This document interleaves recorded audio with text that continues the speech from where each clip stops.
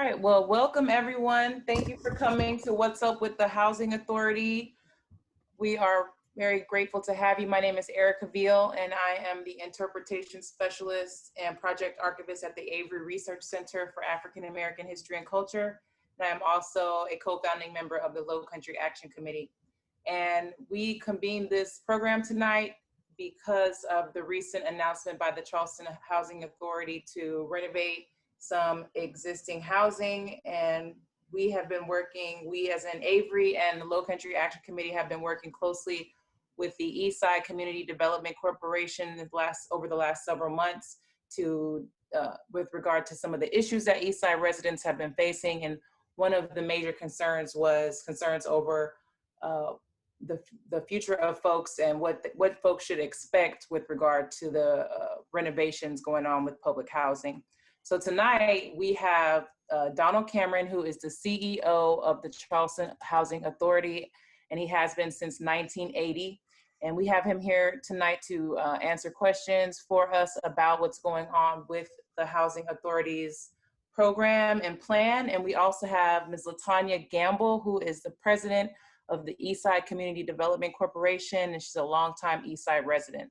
And she will be posing questions to Mr. Cameron that she has been gathering over the last several weeks from community members who will be affected by the Charleston Housing Authority's plan. And so the program is going to last about an hour, and Mr. Cameron's going to give us about a 15-minute overview of the Charleston Housing Authority plan, followed by Ms. Campbell posing some questions to him that she has collected from community members, and then we'll open it up to questions from the audience. So as audience members, if you have questions, you're welcome to drop them in the chat publicly, or you can send them to me directly. And when the public question and answer period comes up, I will ask those questions, and I'll do my best to get to all of them over the course of this program. So with that, thank you again for joining us, everyone, and please stay muted. Okay, here we go. Okay, now I see it. Okay. And Mr. Cameron, we are ready for you. Erica, thank you very much for the introduction, excuse me, and thank you for agreeing to do this a second time since we had technical difficulties the first time. And thank you to everybody who is on the line looking at this. Let me go back a second and give you some overview of where the Housing Authority came from, and then bring you up to where we are today in the recent articles that have been in the newspaper. This program is called Rental Assistance Administration, and it's from HUD. It is a program to permit housing authorities to consider redeveloping their existing stock, either through rehabilitation and then sustaining them in terms of extending their useful life, or if the community around it has changed, or if the stock is in very poor or substandard condition, to replace it. We looked at the program for a long time in 2015, 2016, and actually in 2017, developed a set of, if you will, lines in the sand, which I think is very important for the community to understand. So this is before we did anything in terms of moving forward. These lines of the sand exist today as they did in 2017. One, we cannot lose any of our allocation of subsidized housing. That is 1,407 families. Second, we can't lose any subsidized homes from the peninsula of the city of Charleston. Third, we do not have the resources locally, the Housing Authority or the city or the state, to replace the federal resources, so they're very valuable. Fourth, that we cannot add to the gentrification that is occurring in our city, and particularly in the peninsula. Fifth, that mixed housing incorporating ownership, subsidized rental, and low and market rate homes is desirable to a healthy community and is healthy for a redevelopment plan. And sixth, that while most of the peninsula stock is over the age of 75, that in of itself is not a reason, an overriding factor for replacement. What we did after that is that I did several meetings with all of our major resident association leaders. And then following that in 2018 is our general time met with all of the associations that we had. Following that, uh, Representative Gilliard set up a meeting at the Longshoremen's Association where he invited people from the East Side and the whole community to come hear about RAD. And all of that led up to May of 2019. In May of 2019, the Housing Authority officially voted the Board of Commissioners to apply to HUD to become part of the RAD program. In October of that same year, HUD responded with an approval that they would begin to accept applications from the Housing Authority for either rehabilitation of existing properties or repositioning of existing properties. Where we are today, from there to now, is that this is all being done in phases. The first phase is rehabilitation and sustaining the useful life of existing properties. And the first three that were chosen were Kiowa Homes, which is in the Wagner Terrace neighborhood in the Upper West Side. It's 61 apartments. That will be a gut rehab on the inside. If you went by there, it's across from the Rutledge Cab Company. It is gorgeous on the outside and fits in thematically with the West Side neighborhood, and it's got that craftsman style appearance. But if you open the door and walk through to visit any of the tenants who live there, it's like you go back 30 years. There's serious maintenance issues. So that will be a substantial rehabilitation and actually a gut rehab. We hope to close the financing and with HUD early in 2022. The second property is a small property behind the John Dart Library called 1031 King Street. 22 apartments built in 1982, 1983. Good, decent housing, very stable housing. The people like to live there. They like to be close to the food line and the bus line. We will be preserving that and escrowing the funds for rehabilitation that needs to be occurring over the next 20 years. Part of the program with HUD is that HUD requires that you do a 20-year analysis on replacement needs, and that then you set up your financial structure of how you're going to meet those needs. We've gone ahead and done that and are working to put that together. We hope to close with HUD November or December of this year. The third property, which was in the paper several months ago, is 275 Yuji Street. This is a small complex across from the East Central Lofts of two apartment buildings, garden style apartments that were built in the 1980s. They have 12 units in them. The whole neighborhood around it is not like it was when it was built in the 1980s. It's now apartment buildings and substantial construction in all sides except for the east side of it. We put out a request for proposals last fall. In December, we received 4 proposals. And the short story is that we selected one of those to be a partner. Their proposal is to, we take down the 12 units, and in place of it, we build back 85 apartments, including 12 that we fully subsidized by HUD for the same mix of those 12 units that exist today. And that the remaining 73 apartments be for low and moderate income people, which would be a gain to the city of 73 affordable housing units. If any of you saw the design that was in the newspapers, it is a very attractive design and one that we're very encouraged about. The last one I want to mention is Meeting Street Manor. Meeting Street Manor is the painted brick buildings that are adjacent to our office at 550 Meeting Street.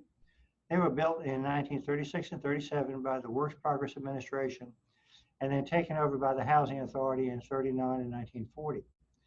It's been good, decent housing for all this time. It never has had substantial structural issues.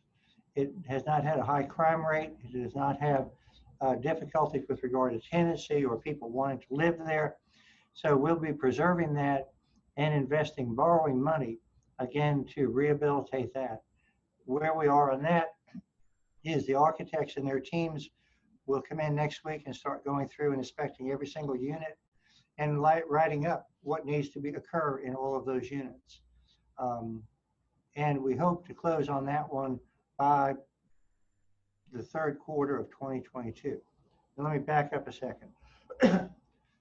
In all of these that I have mentioned, we've met with the resident leaders in all of those properties. We have met with the families in all of those properties.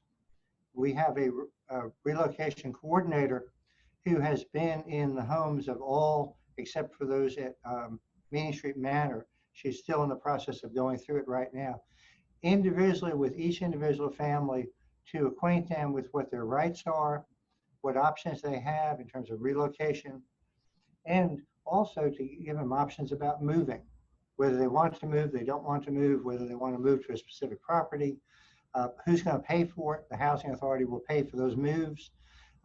If there's a disconnect fee or a reconnection fee with utilities, that is to be part of the relocation expense paid for again by the Housing Authority. But it's a very sensitive process, and we're deliberately going through it in a very intentional manner. And that's kind of where we are on those. That's phase one. Quickly, phase two, which has been approved by our board, is the preservation of Robert Mills Manor, which is 222 units down by Buffane Street and Magazine and Queen Street and Cromwell Alley. It's an historic property. It was built by the Housing Authority in 38-39. It was built as one of the 13 original public housing developments under the 1937 U.S. Housing Act signed off by President Roosevelt. It is going through the process right now and probably will not close until early of 2023. Second is that Cooper River Courts, which is a 3-block property the Housing Authority owns on Morrison Drive. Block number 1 is the triangle block north of Sanders Clyde Elementary School, bordered also by America Street and Morrison Drive.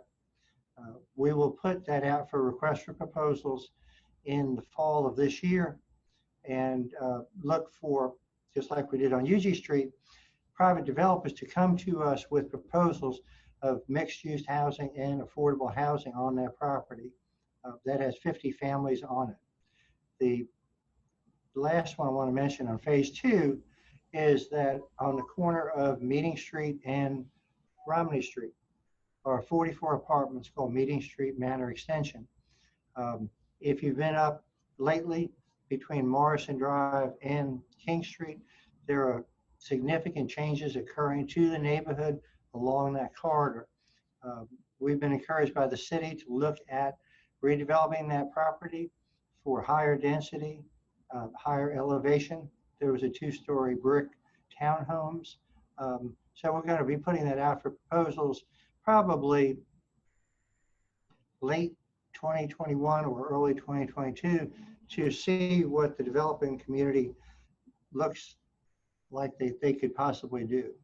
The last thing I'll mention on that is in every single transaction that we are committed to or are anticipating, the Housing Authority will not sell the dirt. We will retain ownership of the land.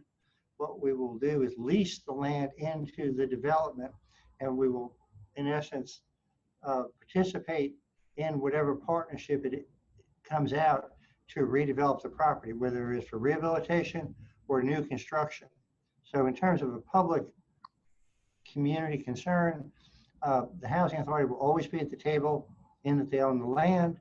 They will be at the table in that they will be a partner in whatever the development is, whether it is rehabilitation or new construction. Last thing I want to mention is there are lots of other properties, and 2 in particular on the east side, that a determination of its future, if you will, have not been made. Ragboro Homes is 128 apartments on Alexander and America Street and Drake, and Ragboro Extension, which is on Reed and South Street, which is 50 apartments. So it's 178 apartments. We still, that's in phase number 3. We still have not decided whether that will be a rehabilitation or whether it will be a repositioning.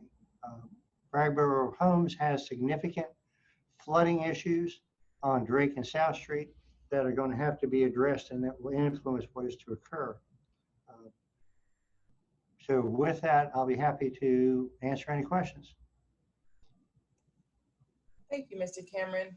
I'm going to turn it over to Ms. Latanya Gamble, the president of the Eastside Community Development Corporation, so that she can pose questions on behalf of community members. Thank you, Mr. Cameron, for that update. We're excited to have you here to give us an update. The community just have some few questions that we would like to ask you. One is Grace Homes our first example of the RAD? Well, Grace Homes was done by the Housing Authority without any assistance from the federal government. So there is no, it's not part of the RAD, but it's an important project in that it's a connection between the Lower East Side and the Upper East Side. And in the transfer of land to the Housing Authority, we committed that 35 of the 62 apartments would be for very low income families. The funding for that was approved this past month. So starting in August, very low income families, 35 of them, should be able to begin moving into that facility under our Section 8 program. Okay. The housing on Morrison Drive, how tall will that housing be? Will it be just a flat, or how tall will it be? We don't know yet. Internally, we've talked about that when we went out to 275 Yuji Street, we put in the request for proposals, what we were looking for in terms of a mix, but we didn't talk about height. But I believe that on the Cooper River Courts, Morrison Drive, that's going to be very important, because I do not think it would be a good idea to have 10 or 12 story structure like there is at Morrison Yards on that side of Morrison's Drive. So that's something that still has to be determined, but it will not be, it will be restricted right from the beginning. Okay, so we noticed that the Grace Homes does not have enough parking. How much parking will be dedicated to these renovations or repositioning? Well, an example is Yuji Street. Yuji Street, we told the developers that they must have one parking space for every apartment. While the city's affordable housing ordinance permits less than that, we've seen with Grace Homes, as you pointed out, that even low-income people have cars, so they have to be accommodated. So hopefully we're going to be able to maintain that same number as we go forward with Morrison Street Drive and other properties. Thank you. So what is a debt? Joe, can you turn off your phone? Excuse me? I'm asking somebody in the office to turn off their phone because I was hearing an echo. Okay. What if you have to turn it off? I'm sorry. Either mute it or turn it off, please. Okay. Okay, so what is considered, how many of the homes will be below the poverty line? Like, what is the income level? Because everybody always tell us about low income or below the poverty line. So what is the estimated income of some of the people that will be living in the RAD homes that people from the East Side would relate to? Well, again, using Yuji Street as an example, when that property is finished, there will be 12 of the 85 units will be for extremely low income people. And there will be contracts on those 12 units paid for through the Housing Authority by HUD to support those for 20 years. So in terms of those persons, they will not pay any more for their rental than they're paying today. The other 73 will be a mix of different incomes, people at 50%, 60%, 80% of median income, as well as moderate income people, because they will help, in essence, to pay for the debt on that property. But very low income people will, the same number that comes out will go back in. So is that, are we talking 12,000, 24,000? Something that most people don't understand what area income, Right. area I don't have it right here, but it's the eligibility is the same as Section 8 in public housing. okay, and The can I people ask, who qualify for public housing today will qualify for this tomorrow. do they have to do a background check, or the existing people that are already living there, will they have to do a credit check and background check if they are to come back to the site? Now, only new applicants will. Okay, and will the rent increase any? No, what will change will be the utility schedule. And part of the HUD structure, rent includes the cost of utilities to make the unit livable. And on these new units, the allowances for utilities will be higher, which will be to the benefit of the resident. Okay, and so I know you explained this a little bit the last time, but people still need some explanation. They're still under the assumption that if they got a voucher for 30 days, is that correct? And if the voucher has expired, do they have to move immediately, or can it be extended? It can be extended, but one of the things is I need to explain is the voucher program has several different pieces. With RAD, what we're talking about is it's called a project-based voucher. That means that as long as a low-income family lives behind a door, again, using Yuji Street as an example, as long as there's 12 low-income families there, HUD will pay the rental support for 20 years. Okay, it doesn't move with the people, which is a protection, I think, for anti, if you will, gentrification, because that's going to keep those units affordable no matter what the turnover is. Okay, so say that you have extended it and they still can't find housing, will they be able to remain in housing? They will, and that's part of the responsibility of our relocation coordinator, is that we recognize that giving people a voucher, while is very helpful, the supply of housing that they're going to be able to see to afford in the city is limited. And that's another reason why this repositioning is very important, to increase the amount of affordable housing and keep that initial stock number off into the future. Okay, so what would be the requirements of somebody? You said that at the last meeting that some of the residents will move to a renovated location on your property, and that what would be the requirements that they would have to do? They don't have any. The requirement is that they're existing tenants. So, all of the tenants of 275 Yuji Street, when the project is done, are eligible to move back. I mean, none of that changes unless they decide they don't want to. And no one will be displaced out of the city?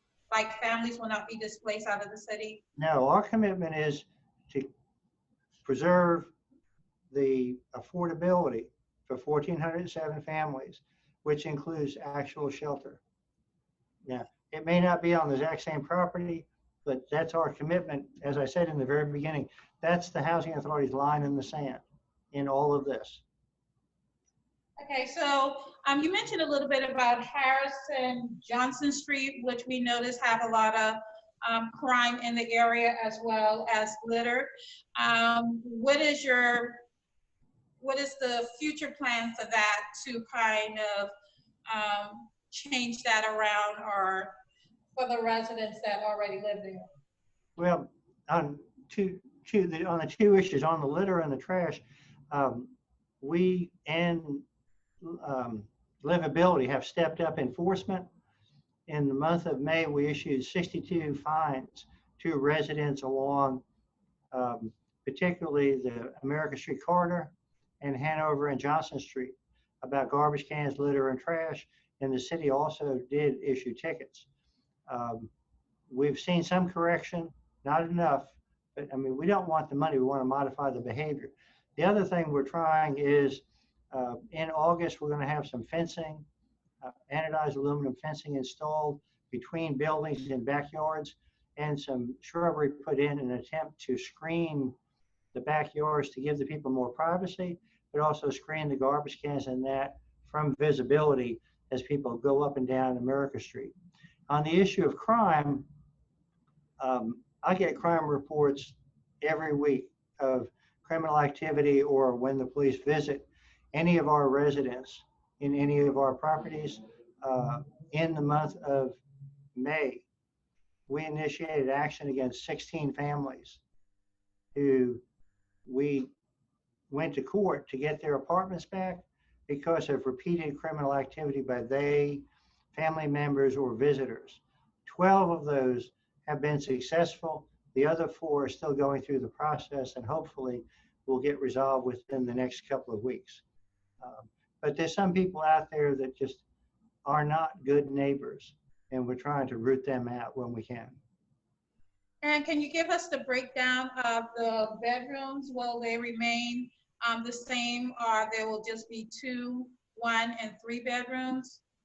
The bedroom mix, our commitment with the 1,407 is to keep the mix the same. For instance, in Yuji Street, 6 of those 12 units are 4-bedroom units. I don't know any place that has 4-bedroom units for rent in the city or not even in the city or outside the city. So 6 of those units in the new complex will be for 4-bedroom families. So that's really important because the need still exists, whether there is supply on the private market or not. So we're going to continue to maintain that. Okay, and who do the tenants complain to if their rights have been violated during or after the RAD? I'm sorry, can you say it again? I'm sorry. Who do the tenants complain to if their rights have been violated during or after the RAD conversion? They need to report it to me, and if they're not satisfied, to the Board of Commissioners. One of the things about the RAD program, it's kind of an odd little twerk, if you will, and it is that the Housing Authority is responsible for informing the residents of all of their rights and making sure that they understand all of their rights. And then it is responsible for complying with what they have explained to people.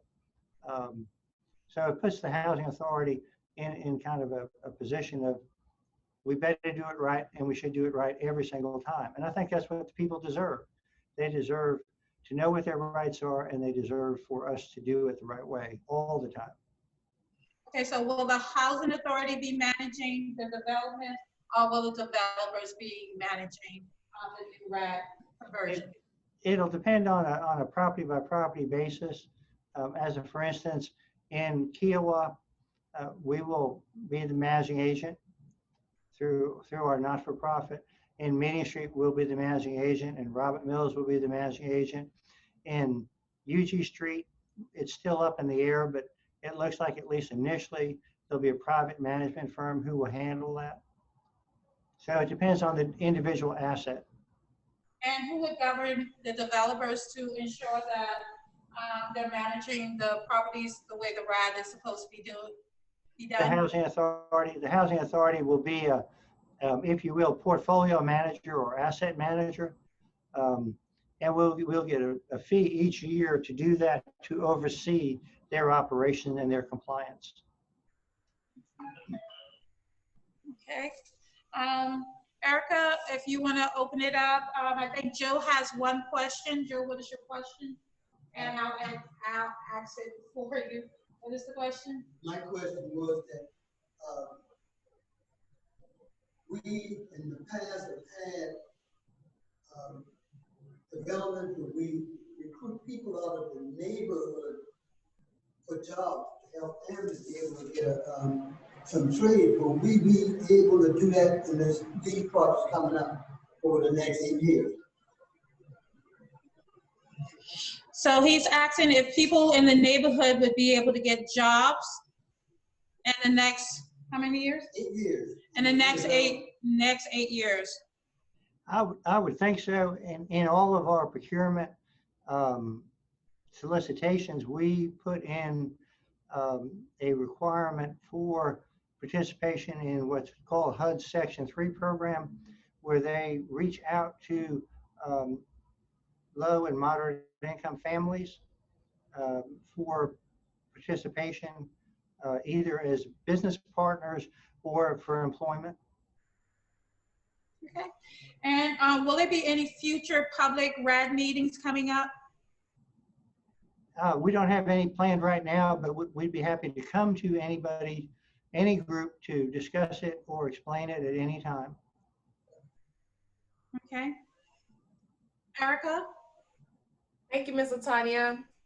So we have had several questions come in the chat as well as via email. So we'll do our best to get to all of those questions. Some of them may be repeats, so I'll try to skip over the repeats. The first question that has come in is, how will the RAD program accommodate the elderly and disabled tenants? 5% of our units right now, public housing units, are set aside for elderly and disabled. And like the earlier question about the size mix, is we will continue to maintain that mix of housing for elderly and disabled persons moving forward. Now, I have to say this, is that all of our units are family units in all of our developments, and within the definition of family is elderly. So 5% is set aside specifically for disabled persons, hearing, sight, or mobility impaired, or behavioral or psychiatrically impaired. Elderly people will be included as part of that mix on the family side. And they're generally in one bedrooms, and our commitment is not to shrink one bedrooms or to combine those to make larger size units. Okay, and what's going to happen to the families living on housing now? It's kind of a vague question. Okay, the people in, if you will, phase 3 and phase 4, this whole program is 6 to 8 years long. So the people who are in phase 3 and phase 4, nothing will change for them in terms of relocation or moving or anything like that in the next several years. People in phase 1 and phase 2, there is no urgency for any of them to worry about this or moving or moving expenses or who's going to help me move, all of that. They just need to be counseled on what their rights are and how they can be helped and what their choices are. And we'll stay in touch with them through our relocation coordinator. And as we approach, basically 90 days before HUD closing, that's when the first people will, have to move. But we'll work with them and prepare them ahead of it. Like I've said, we've already been in Kiowa, 1031, 275, all of those homes, and talked to all of those people and have files on them right this second. Meeting Street, we started in May, and we should be done by Labor Day. And those are the people who will be the first ones affected. Mr. Cameron, I have a question regarding the schools. Is anything going to be done to secure parking for tenants, teachers at Sanders Clyde? Not in our plan. I'm sorry? Not in our plan. Okay. Because wouldn't it take more of the space on the Jackson Street side once you start renovating? Well, it's possible that when we put that one out and we get back proposals from developers, that they may include public parking. Because one of the problems of that particular site is that, as we all know, it floods right there on Morrison Drive in front of that very first building on Morrison Drive, south of Sanders Clyde. So that's a very real possibility that public parking may be provided to raise those structures up.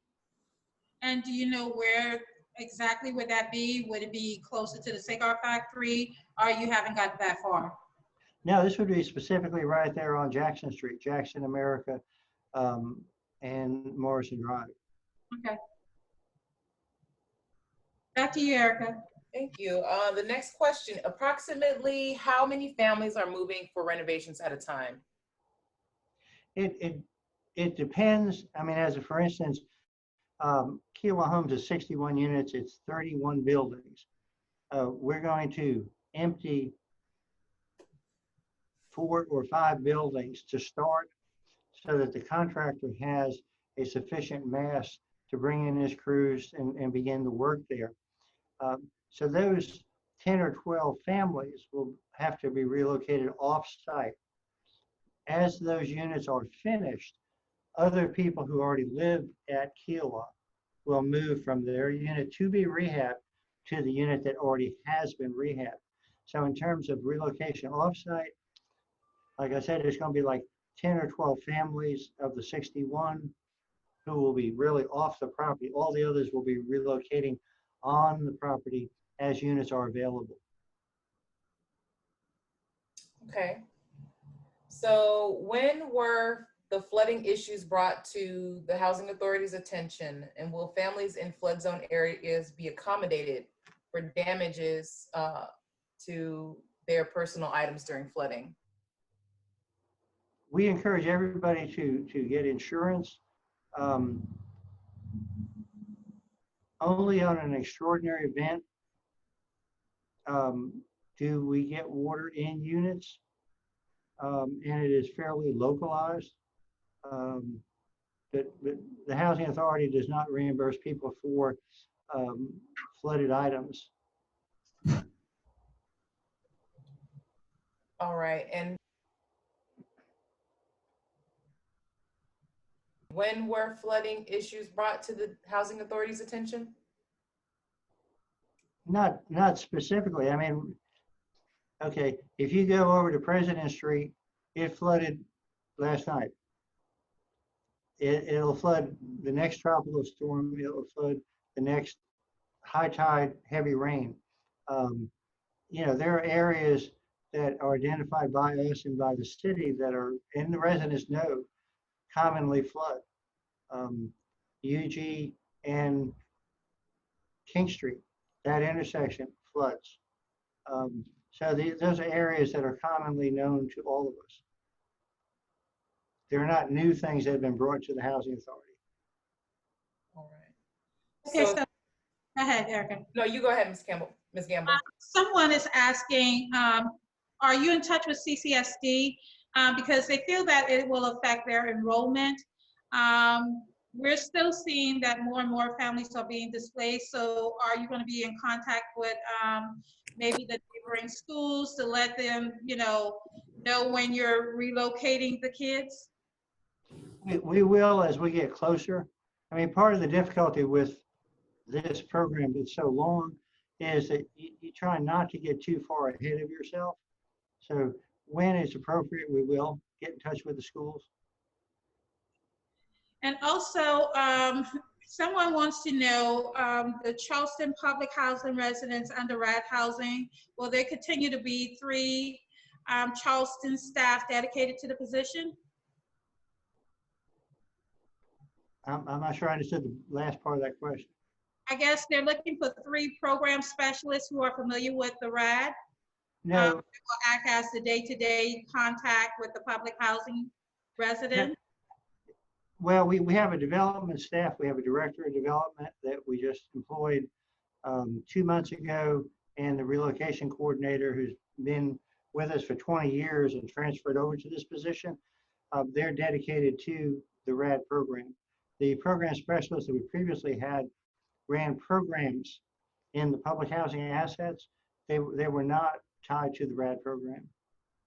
Okay, another question someone had, will you be repairing all the pipes? Will they all be new because they still feel that they have a problem with the water? Every public housing property we own will either be rehabilitated to extend its useful life or will be replaced with new affordable housing. That's our commitment. Is that going to address the pipes? Yes, ma'am. Everything. Some of them say that it comes through the floors. It'll be every single property we have. All right. All right, back to you, Erica. All right, one more question in the email. As far as a credit check, will this apply to all new applicants with housing vouchers, or does this apply for tenants with fixed incomes as well? We don't do credit checks. We do criminal background checks, but we do not do credit checks currently on new tenants at all. Okay, so thank you. Where exactly are residents being relocated during construction renovation? Right now, they're being relocated to existing public housing properties. We have 20 or 30 apartments turned over every single month. So instead of them being open to people off of our wait list, we're using them as a relocation resource. As a, for instance, at Kiowa Homes, like I said earlier, we're going to end up needing 10 or 12 vacant apartments. We've now got, I think, either 6 or 8 already vacant because we've moved those families over to other public housing properties. All right, given the current long housing authority waiting list, how can you ensure those affected by RAD will be able to return? Or will the redeveloped properties be filled on a first come, first served basis? Now, the obligation from the housing authority to each family, again, for instance, being Kiowa Homes, is like I said, 10 or 12 people are going to be displaced while the whole construction period is ongoing. They have the right of return, and that's an obligation of the housing authority. If they choose not to return because they like where they're at or they like something about it, that's their choice, but they have the right of return. 275 Yuji Street is the same thing. Even though they're going to have to be relocated to another one of our properties after construction, they're the first people who have the right of return. If they decide not to return, then we will fill them with families off the wait list. And who will be tracking, who's returning and who's not returning? Our relocation coordinator, Okay. that's why she's met with every individual family to date and been in their homes, like to get an idea of how many people are in the family, how many bedrooms do they really need, what is their abilities, do they have any disabilities that we need to be mindful of? What are their preferences? And down to very simple things like, do they want people to pack their stuff or would they rather pack their own personal belongings? If they do, we'll buy the boxes for them. I mean, it's a very hands-on approach that we've taken. Okay, so somebody is asking about the insurance. Does the Housing Authority provide insurance information about flood insurance? No, we do not. Okay, and homeowners flood insurance is high. Please expound on the types of flood insurance for rentals. We encourage people to get renter's insurance, but most people cannot afford it. But the Housing Authority does not provide insurance for the belongings of the residents. So is the intent is to raise the building so that we won't have the residents won't have the problem with losing their items? Correct. I mean, I think, again, going to the block just south of Sanders Clyde, it floods it. Everybody knows it floods right there on Morrison Drive and on Jackson Street. Is the structures, whatever they are, after we get our proposals from developers in the next couple of years, will have to include, stormwater management, and recognition of the flooding and how to compensate for that. So the answer to the question is yes. Okay, so on Blake Street, residents often lose cars because of the flooding that's high. So what would be the parking issue if you were to return the structures on Blake Street? Well, we can't.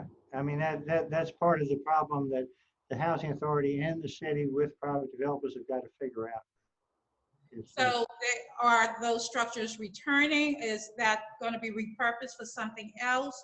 Or you're just going to raise them higher and then provide parking someplace else? Well, I don't, it's speculative. I don't really know, but I mean, we've got to come up with answers for those questions. I mean, we can't redevelop it and have the same environmental situation that we currently have. So I don't know the answer, but we have to find it. Erica, do you have any more questions? Yes, all right, so is it possible that we can bring folks in Philadelphia and Fayetteville to future meetings, because they have been working on housing and fighting gentrification and displaced residents?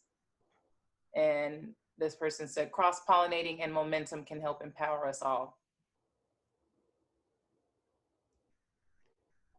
I'm not really sure how to respond to that. I mean, we're always open to meeting with people and to talking to them about housing issues. I mean, before we went to our board and developed that line in the sand, I mean, I took our senior staff and we went to Lexington, Kentucky. We went to Knoxville, Tennessee.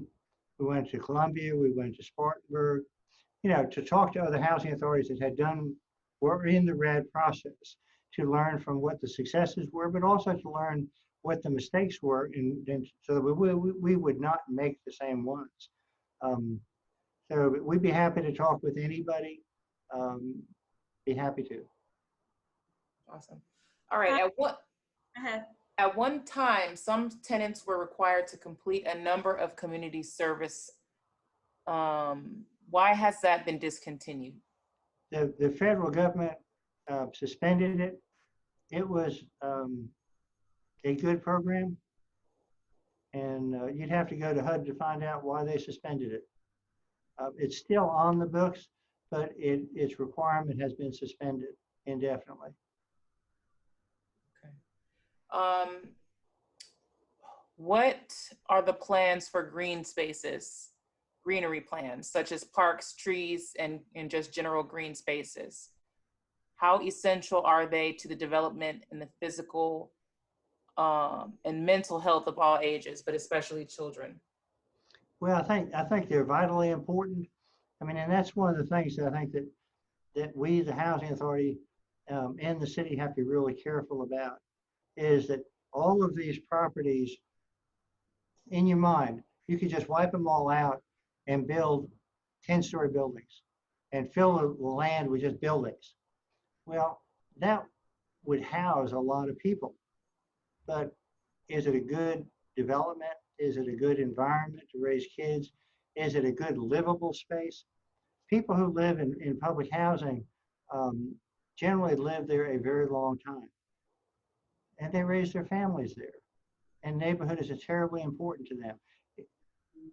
Open space, green space, being able to have playgrounds, recreational areas close by, that is vital to the livability. It is not sufficient to build a bunch of boxes to warehouse people. I mean, it's got to be home. Like Grace Homes is beautiful, but it's 2 buildings. But it's when someone moves in and they bring their first report card or their first picture and mom puts it up on the refrigerator, that it's home. Okay. The housing authority creates the structures, but people make them home. And we need to be very careful that as we go forward with this program, that we never, ever forget that.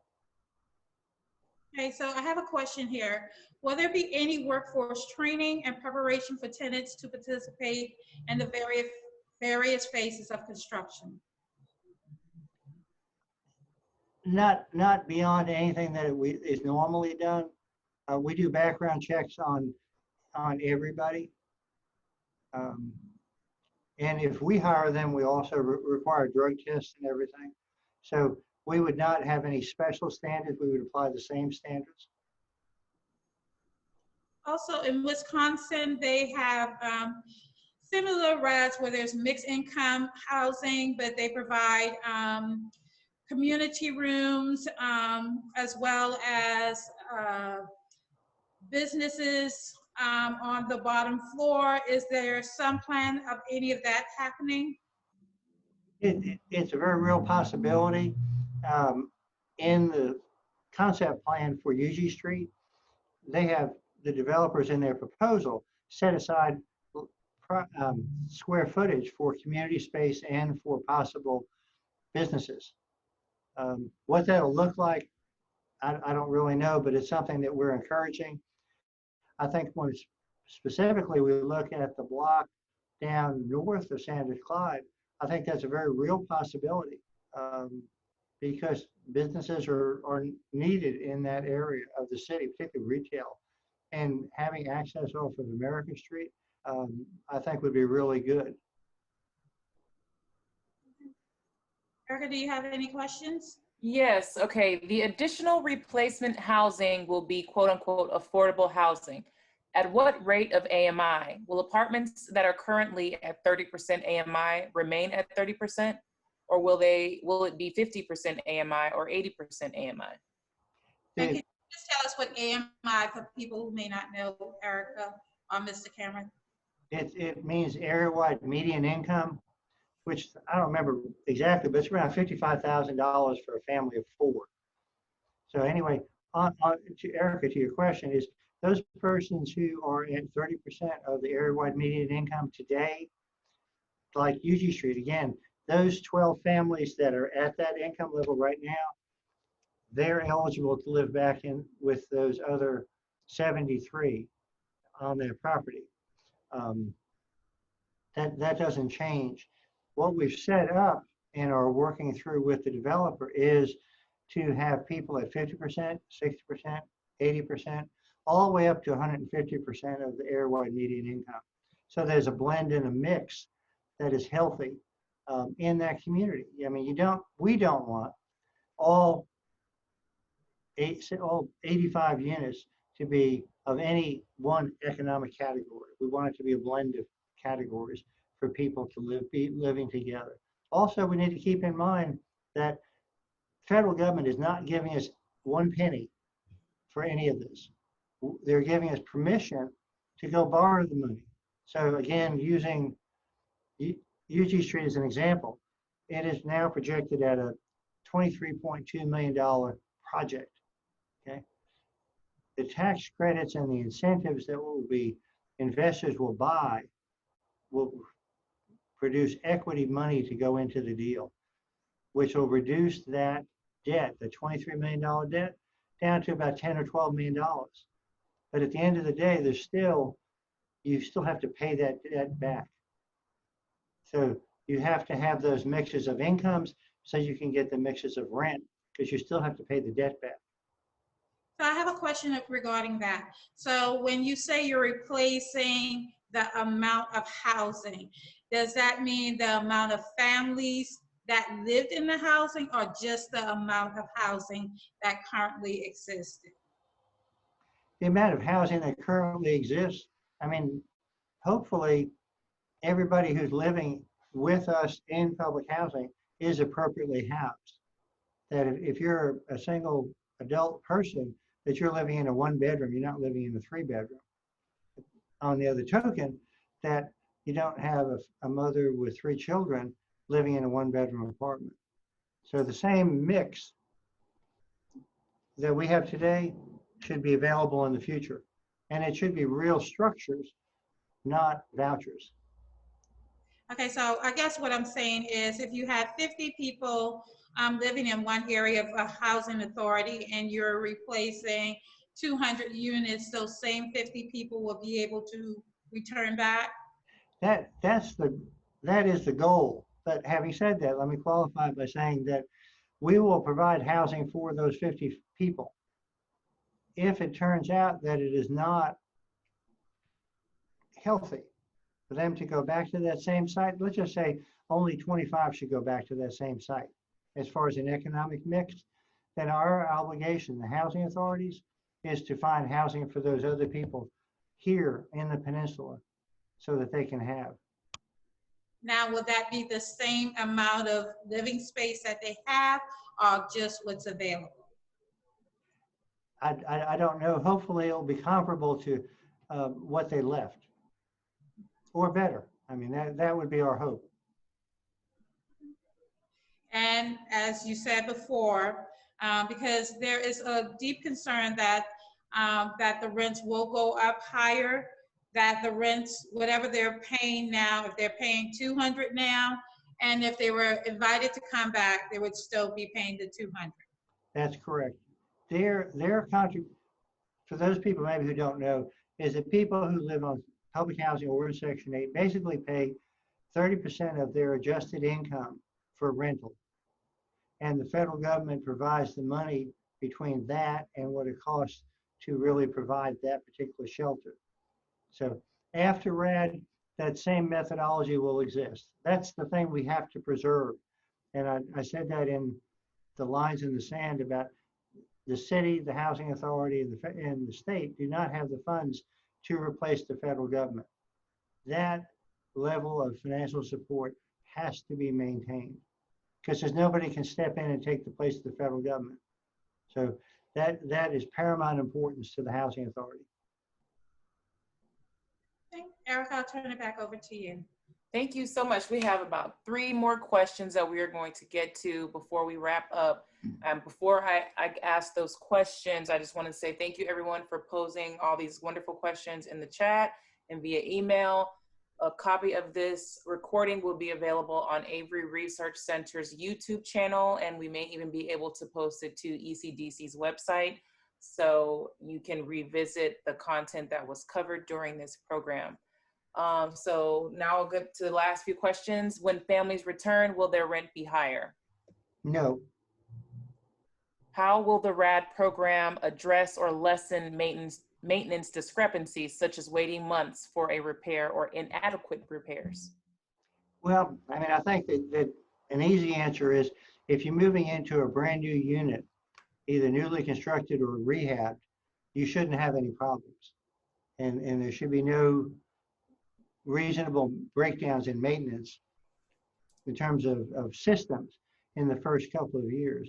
One of the things about this program that I think is for us as a government agency really important is HUD requires in their final approval before you close is that you have to put together a financial structure just like the real world. And I know there's some real world people on this call for reserves, replacement reserves, repair reserves over the next 20 years. They will not approve and sign off unless you have that. Where the funds are going to come from and how the funds are going to accumulate so that when that roof needs to be repaired, the housing authority has got the money to replace the roof. When the HVAC unit, which is installed year number 1, has to be replaced in year 7, 8, 9, 10, where's the money to come from that is already there? Under the current system, HUD prohibits housing authorities from having those types of reserves. So we look forward to that particular opportunity. All right, we have a comment of audience member said, I would like to see a comprehensive plan or vision that takes into account connections to schools, stormwater, parks, as well as significantly increasing the stock of attainable housing. This is an opportunity to not only provide more attainable housing, but to reimagine how public housing interacts with the various elements of the city. Thank you for that. And the last question, did you want to, I'm sorry, did you want to respond, Mr. Cameron? I was going to say, we agree. And if you go to the city's comprehensive plan, which is before city council, and if you go to the racial equity report that I don't know if it's gone to city council or it's going to city council, there is a piece in there about housing and affordability and about connectivity. All of that is vital and important to the communities that we serve and to the people who live there today and tomorrow. All right, the last question for this program, is there a link where we can read more about the projects and the timelines of the Housing Authority? If you go to our website, and I'll have to honestly double check, is we used to have under information a section about RAD that people could go to get general information about RAD. I need to double check it tomorrow to make sure it has been updated. In terms of the specifics about the individual properties I spoke about, I don't think that's on the website as yet. And the last piece is, if you just want general information about what is RAD, what you can and can't do, if you go to HUD.gov, they have a very good website drop down about the RAD program nationwide, which I think is very helpful. Thank you so much. And thank you everyone for your participation and your patience and your understanding when we had technical difficulties last month when we tried to do this program. Looks like just about everyone who was present last month is present here today. So thank you for that. And thank you, Mr. Cameron, for graciously answering all of our questions. Thank you, Ms. Latanya, for helping to pose questions and moderate. Thank you, Courtney, for your help tonight. And again, recording from tonight's program will be available on Avery Research Center's YouTube channel. So thanks again, and everyone have a wonderful evening.